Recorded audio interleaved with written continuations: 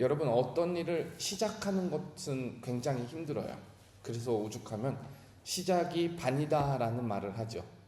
근데 이것만큼 힘든 일이, 아니 어쩌면 더 힘든 일이 있다면 하던 일이 중단되었을 때 다시 하는 것은 굉장히 어렵습니다. 아마 여러분들도 그런 경험이 있으리라 생각이 됩니다.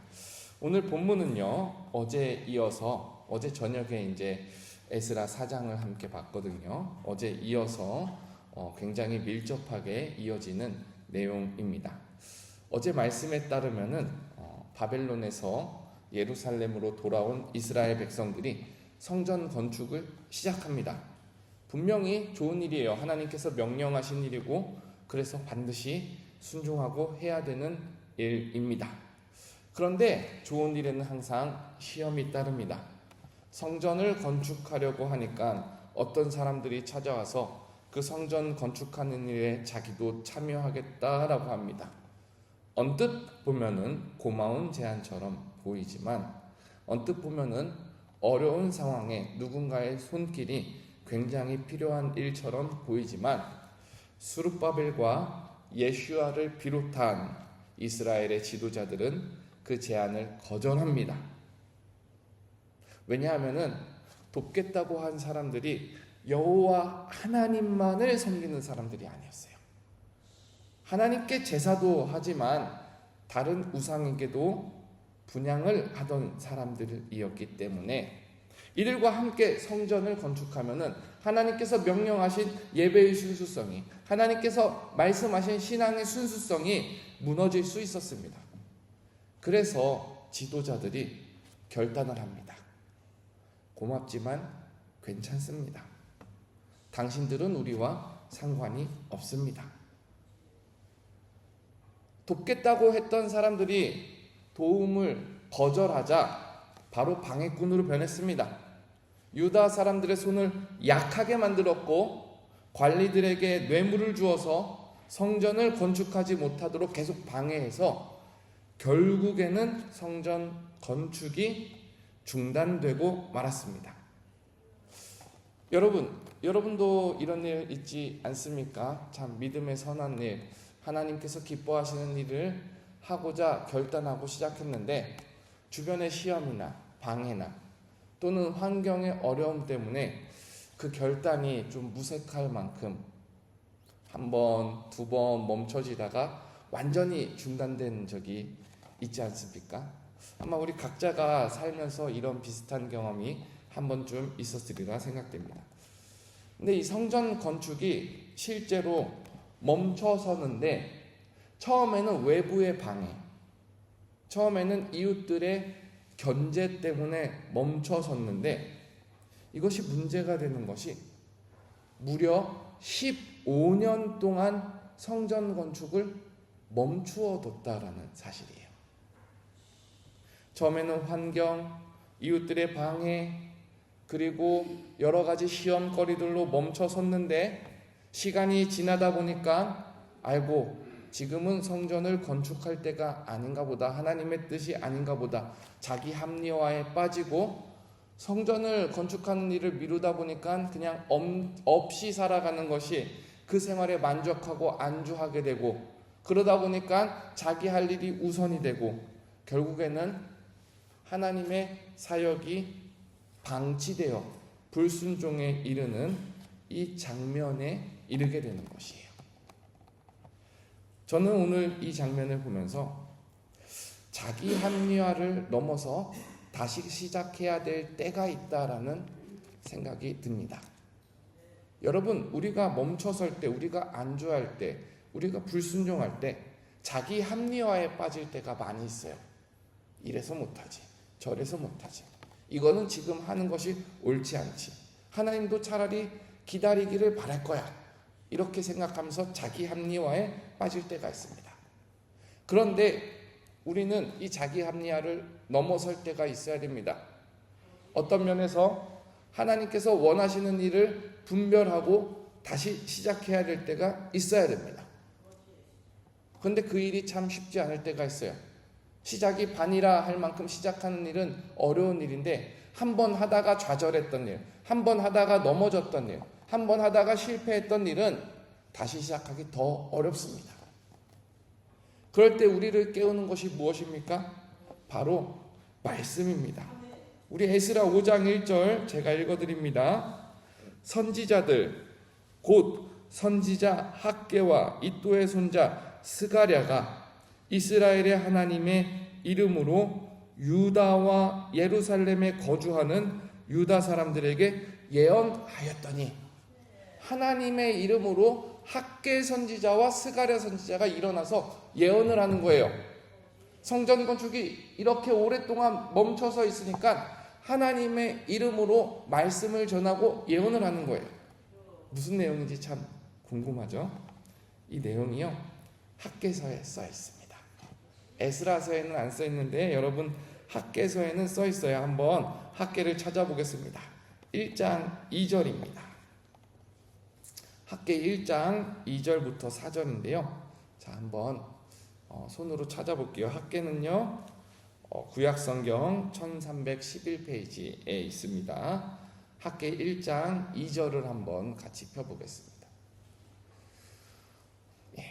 제가 읽어드리겠습니다. 만군의 여호와가 이같이 말하여 이르노라. 이 백성이 말하기를 여호와의 전을 건축할 시기가 이르지 아니하였다 하느니라.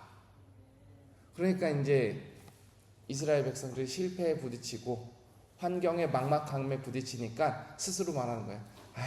아직 때가 아닌가 봐. 그러면서 이제 주저앉기 시작한 거죠. 3절 말씀 제가 읽어드리겠습니다. 여호와의 말씀이 선지자 학개에게 임하여 이르되, 4절에 이 성전이 황폐하였거든 너희가 이때에 판벽한 집에 거주하는 것이 옳으냐. 이제 하나님께서 이스라엘 사람들을 책망하기 시작하는 거예요. 야, 너희가 아직도 성전이 황폐하고 지어지지 않고 하나님의 뜻이 이루어지지 않고 있는데 너희 집을 판벽하게, 집을 데코레이션하고 집을 인테리어하고 집을 외장을 채우는 그러한 집에 거주하는 것이 옳으냐. 사람들이 신앙을 일으키려다가 한번 주저앉으니까 신앙을 일으킬 생각은 안 하고 자꾸 자기 집만 이렇게 둘보게 되는 거야. 그때 하나님께서 말씀하십니다. 그것이 정말 옳으냐. 하나님의 말씀이 사람들을 깨우기 시작하는 거예요. 자기 합리화에 갇힌 사람들, 환경에 주저앉은 사람들 깨우기 시작하는 거예요. 근데 놀라운 사실이 말씀이 계속해서 이어집니다. 우리 학개 1장 7절입니다. 1장 7절입니다.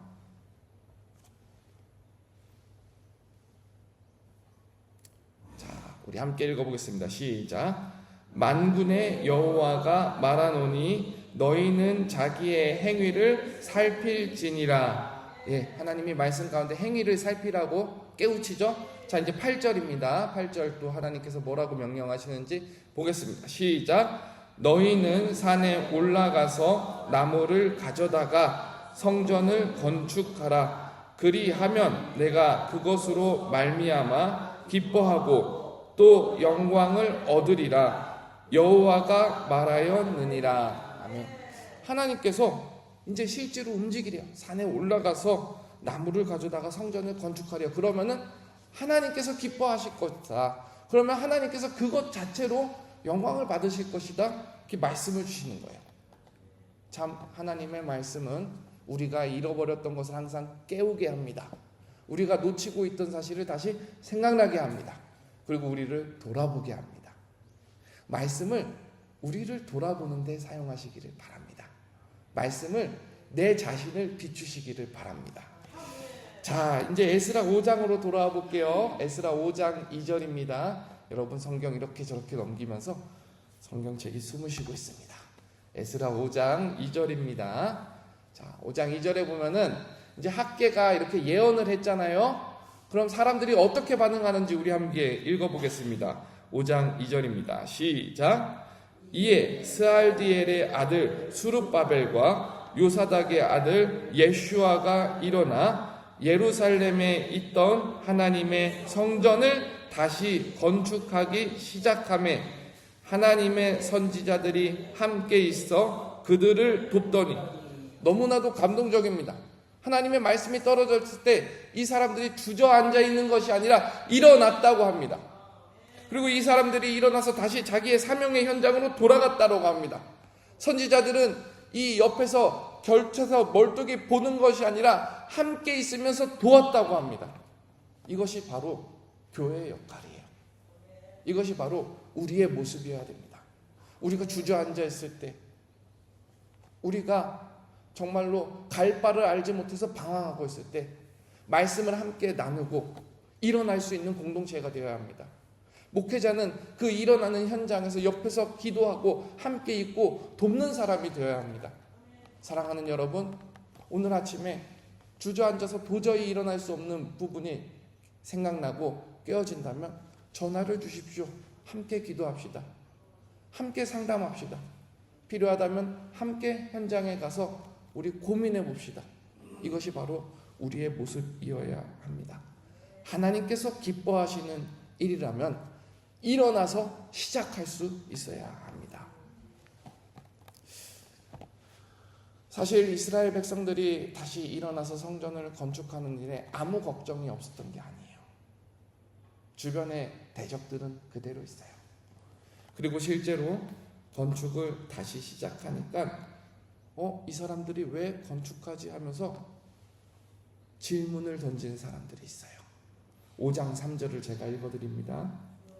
그때의 유브라데 강 건너편 총독 다뜨네와 스달보스네와 그들의 동관들이 다 나와 그들에게 이르되 누가 너희에게 명령하여 이 성전을 건축하고 이 성곽을 마치게 하였느냐 하기로. 그러니까 당신은 바사 왕국이 전 세계를 다스리고 있었고 이스라엘 사람들도 바사 왕국의 속국으로 있었고 이스라엘 주변에 있는 나라들도 바사 왕국의 지휘 아래에 있었기 때문에 총독들이, 그 주변 지역을 다스리는 총독들이 물어보는 거예요. 야, 누가 너희들한테 이 성전 다시 지으라고 했어?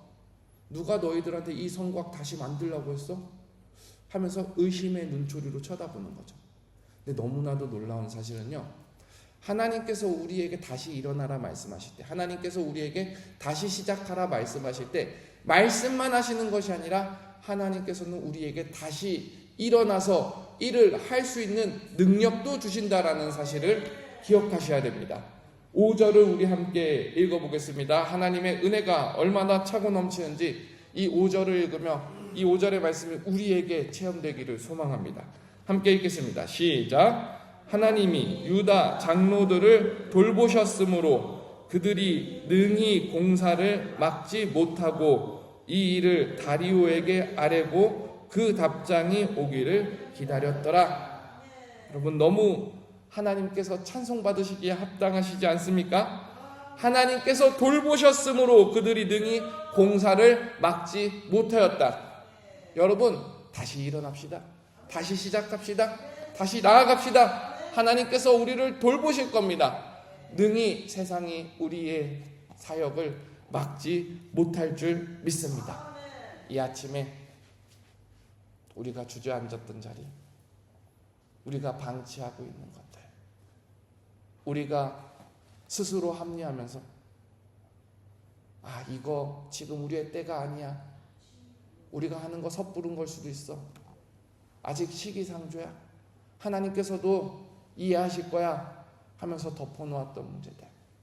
근데 그것이 하나님께서 기뻐하시는 일이라면 다시 시작하는 일, 다시 나아가는 일, 그 결단이 오늘 아침에 저와 여러분에게 일어나기를 주님의 이름으로 축원합니다. 우리 함께 기도하겠습니다.